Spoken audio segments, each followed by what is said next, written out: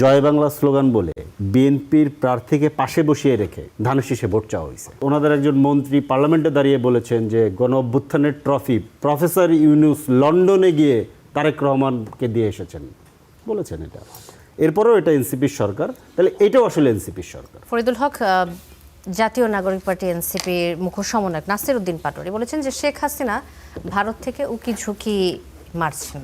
আওয়ামী লীগ বিভিন্ন জায়গায় মিছিল নামাচ্ছে। আমরা সরকারকে হুঁশিয়ার করতে চাই যে যদি শেখ হাসিনা বাংলাদেশে আসতে পারেন তাহলে প্রথম গুলি চালাবে তারেক রহমানের ওপর। শেখ হাসিনা যদি বাংলাদেশে আবারও আসার কোনো পরিকল্পনা রাখেন এবং আওয়ামী লীগ যদি আবারও চলে আসে, তাহলে শেখ হাসিনা ওকে বলে ফাঁক ফোকরটা দিচ্ছে কারা, তাকে সুযোগ করে দিচ্ছে কারা? না, এটা তো একটা সরকার ক্ষমতায় আছে, তাদের নাকের ডগা দিয়ে আওয়ামী লীগের লোকদের আস্ফালন আমরা বিভিন্নভাবে দেখতে পাচ্ছি। তারা রাস্তায় মিছিল করতেছে, জানাজায় গিয়ে জয় বাংলা স্লোগান দিচ্ছে এবং তাদের একদম টপ থেকে বটম এমন কোনো ব্যক্তির মধ্যে এখন পর্যন্ত কোনো রকম কোনো অনুশোচনা দেখা যায়নি। এরপরেও তাদেরকে কারা জায়গা করে দিতে পারে? যারা সরকারে আছে নিশ্চয়ই তারা, এছাড়া তারা কীভাবে সুযোগ পাচ্ছে? এবং আরেকটা ব্যাপার হচ্ছে যে আওয়ামী লীগের যে বিশাল সাইজের পলিটিক্যাল ইকোনমি, যে লুটপাট করা যে সম্পত্তি যেগুলো বাংলাদেশে ছিল, সেগুলো কাদের নিয়ন্ত্রণে আছে, সেই প্রশ্নগুলো দেখলে আমরা বুঝতে পারবো যে এটা কী ঘটতে যাচ্ছে। এবং আরেকটা ব্যাপার হচ্ছে যে মানে এটা তো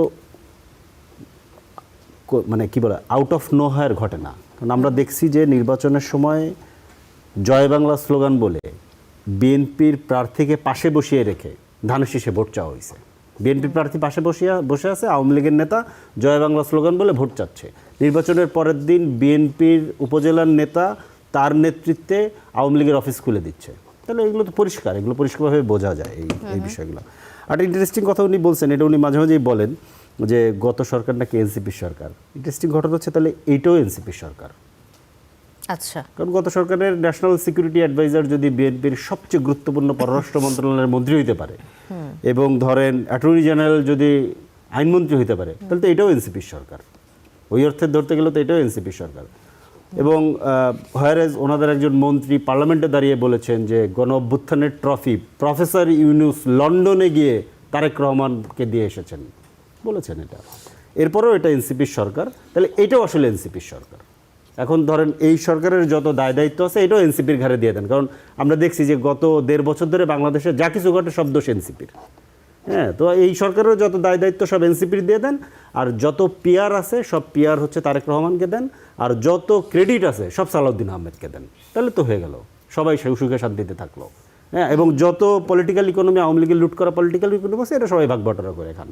এটাই তো। এছাড়া ধরেন এর বাইরে আর নতুন তো আমরা কিছু পাইনি, নতুন কোনো কিছু তো হয়নি। এখানে ব্যাংক রেজুলেশন পাশ করে পুরনো মালিকদেরকে ফেরত আনার ব্যবস্থা করা হয়েছে।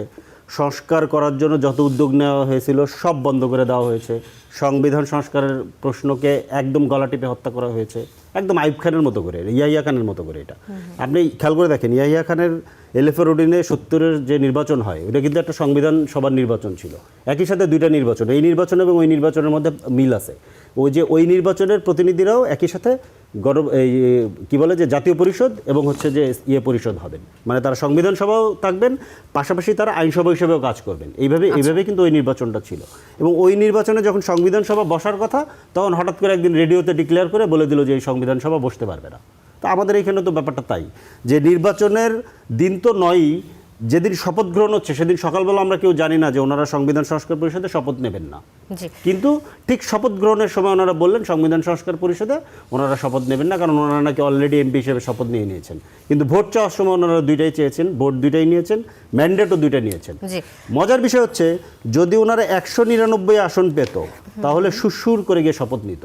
এই যে প্রতারণা, এই প্রতারণা দিয়ে যে শুরু হলো, এত রক্তর পরে, এত কষ্টের পরে, এত জুলুমের পরে এই প্রতারণা দিয়ে যে যাত্রাটা শুরু হলো, এই প্রতারণার মধ্য দিয়ে এবং জনগণকে আপনি যে ওয়াদা করলেন, এই ওয়াদা যে বরখেলাফ করলেন, এটার মধ্য দিয়ে আসলে ভালো কিছু আসবে না। এটা আমরা কোনোভাবেই আর আস্থা রাখতে পারি না।